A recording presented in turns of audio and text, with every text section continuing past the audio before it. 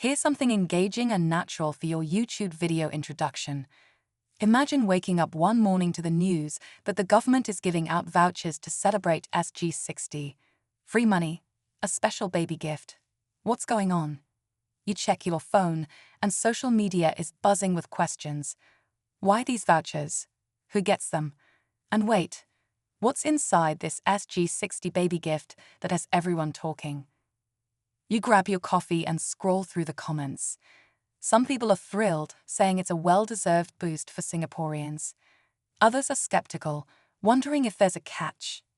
The questions keep piling up, and one name keeps coming up: Singapore's finance minister. After all, if anyone knows the real reason behind these gifts, it's him. So, we decided to go straight to the source. In this video, we're asking the finance minister the questions that are on everyone's mind. How did the government come up with the idea of SG60 vouchers?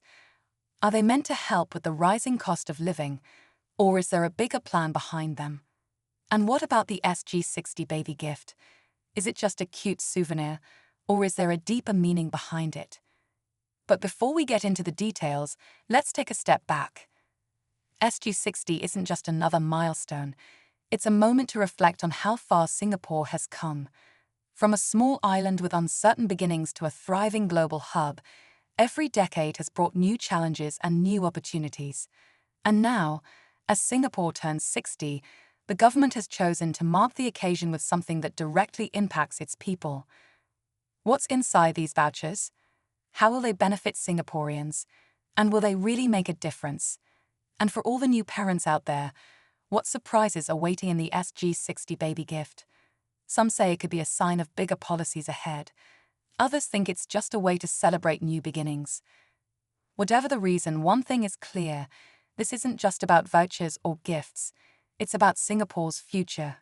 So, let's dive in and find out exactly why the finance minister believes these initiatives matter, and more importantly, what they mean for you.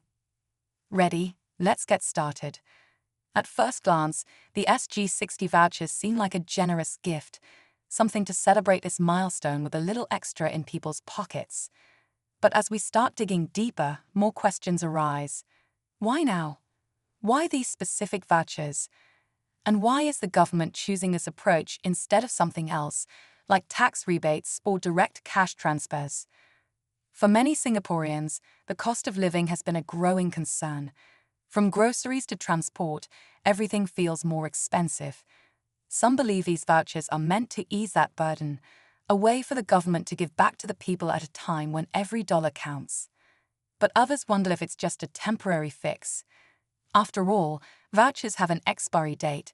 Does that mean this help is short-term, rather than part of a long-term solution? And then there's the SG60 baby gift. The idea of giving something special to families welcoming new life into Singapore is heartwarming. But it raises an even bigger question: why focus on newborns? Is this part of a larger effort to address Singapore's declining birth rate? Over the years, the government has introduced different policies to encourage families to have more children, from baby bonuses to parental leave benefits. Could this be another step in that direction? People are talking, speculating, debating. Some parents are excited, wondering if this baby gift will offer something meaningful, like more support for childcare or education. Others are skeptical. Will it just be a symbolic gift? Nice, but not really impactful. If there's more to it, what exactly is the government trying to signal? Meanwhile, whispers about the vouchers continue. Who qualifies? Will everyone get the same amount, or will some people receive more than others? If so, why? Some suspect the vouchers might be targeted at specific groups: lower-income families, seniors, or certain sectors of the workforce.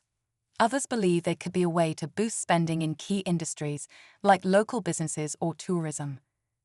With all these questions floating around, one thing becomes clear: the finance minister holds the answers. But will his explanation satisfy everyone, or will it lead to even more debate? The uncertainty keeps people on edge, eager to find out what's really going on behind these SG60 initiatives. As we prepare to sit down with the finance minister, the anticipation builds. What will he reveal? Are these just feel-good celebrations, or is there a bigger plan at play? And most importantly, how will these vouchers and baby gifts impact everyday Singaporeans? The answers are coming, but first, let's take a closer look at the clues we already have. As the discussion around the SG60 vouchers and baby gift grows, different perspectives start to emerge. For some, it's a welcomed gesture, a way for the government to acknowledge the challenges people face. Others remain skeptical, questioning the true impact of these initiatives. On the ground, conversations are taking unexpected turns. At a hawker centre, an elderly couple chats about how they could use the vouchers for groceries, while a young office worker wonders if they'll even make a dent in rising daily expenses.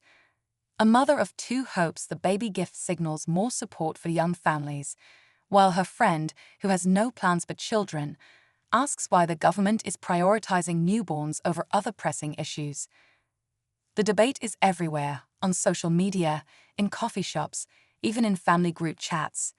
Some are excited to see what's in store, while others feel like they've seen this before, just wrapped in different packaging. Is this a sign of real change, or just a temporary feel-good moment? Businesses, too, are watching closely. Local shop owners wonder if the vouchers will drive more customers their way, while larger retailers speculate about restrictions. Will they be limited to essential goods, or can they be used freely? If the goal is to stimulate the economy, which sectors stand to benefit the most? Meanwhile, analysts and economists start weighing in. Could the vouchers be linked to inflation control? Are they meant to encourage spending in certain areas? And what about the SG60 baby gift? Does it reflect a broader concern about Singapore's aging population and low birth rate? Some suspect this could be the start of bigger policy shifts, but the lack of details leaves everyone guessing. The biggest question remains, what is the government's long-term plan? If this is about celebrating SG60, why take this approach? And if it's about something bigger, what does that mean for the future? As the finance minister prepares to address these questions, the tension builds. Will his answers provide clarity, or will they spark even more debate? People are waiting, watching, speculating. The moment of truth is getting closer. But before we hear from the finance minister, let's take a step back and examine what we already know. The clues are there, we just have to connect the dots. The day of the finance minister's announcement finally arrives, and all eyes are on him. News channels are running countdowns, social media is buzzing, and people are refreshing their feeds, waiting for any leaks or last-minute clues. Across Singapore, families, business owners, and young professionals are all asking the same thing. Will we finally get the answers we've been waiting for? At a crowded MRT station, a group of commuters huddle over a phone, debating what they expect to hear. One person argues that the vouchers will likely be a one-time boost to ease living costs, while another insists that they must be tied to a bigger economic strategy.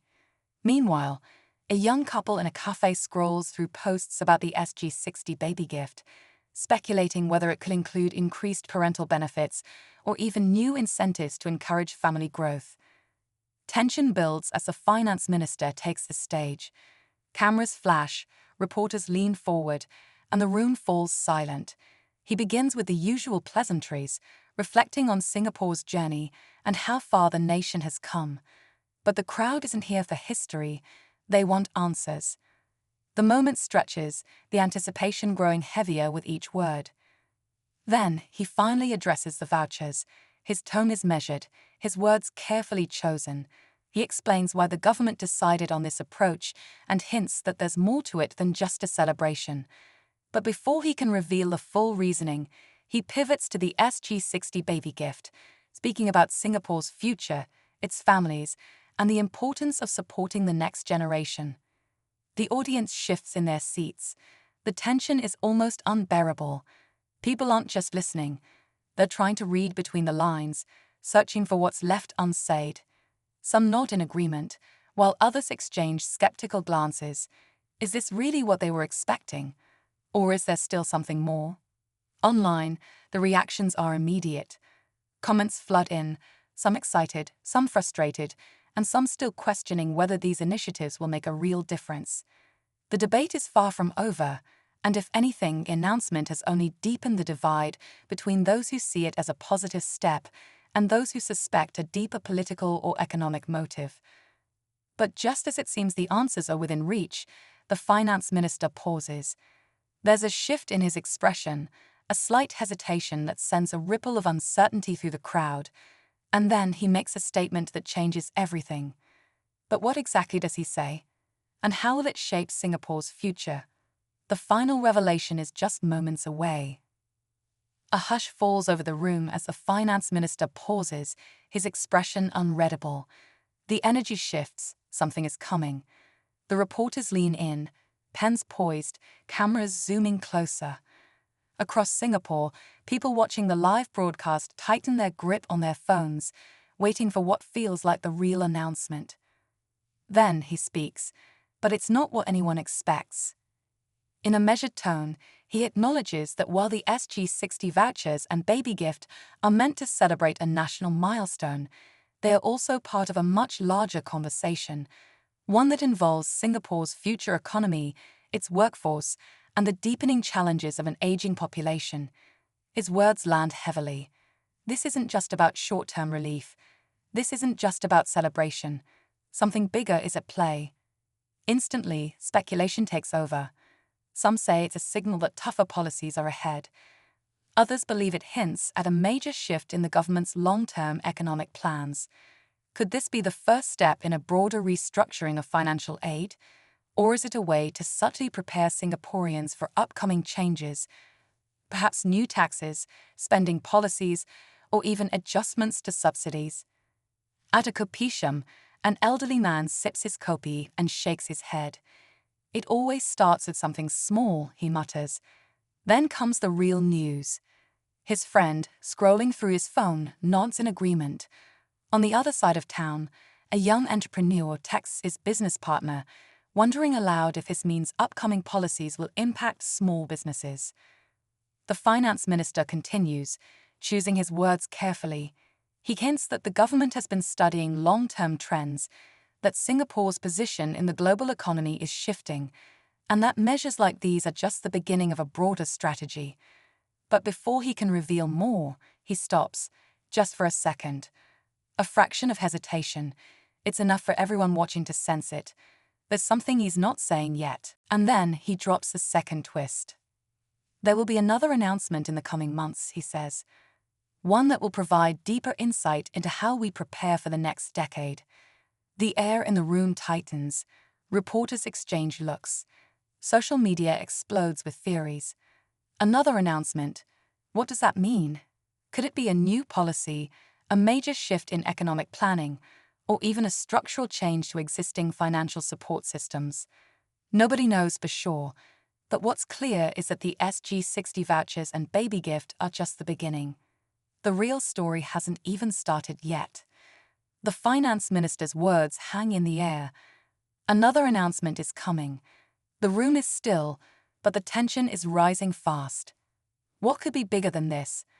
The SG60 vouchers and baby gift already sparked debate, but now it's clear. They were just the beginning. Social media is in chaos.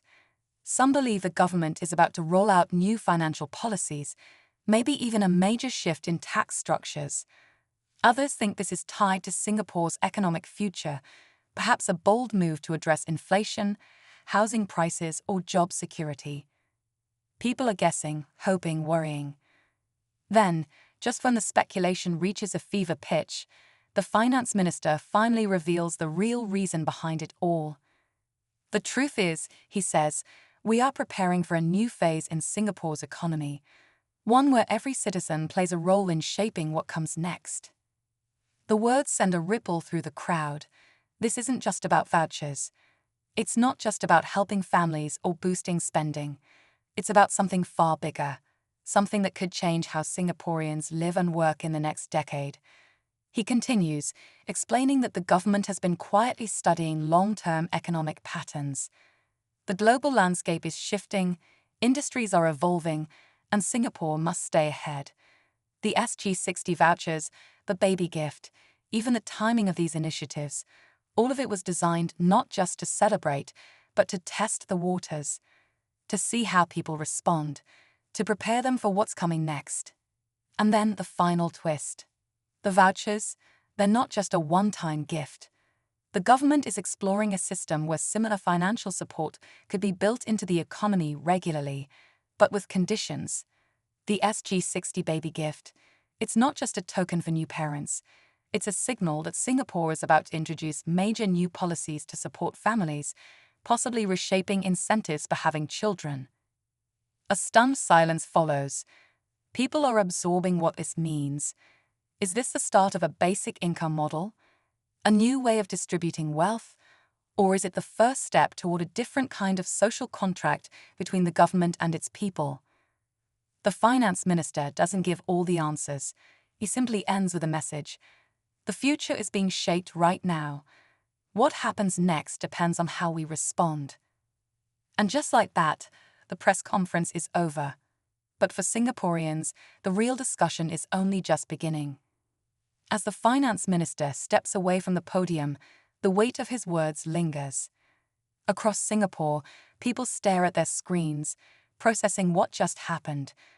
What started as a simple announcement about SG60 vouchers and a baby gift has turned into something far bigger, an early glimpse into the country's future. Conversations erupt everywhere. In homes, families debate whether this new financial support system will truly help or if there's a bigger catch. At coffee shops, workers wonder how these changes might affect their jobs and salaries. Parents discuss whether this means more support for raising children, while young couples rethink their long-term plans. Everyone has questions, but for the first time in a long while, it feels like something big is shifting. In the following days, news reports break down every detail.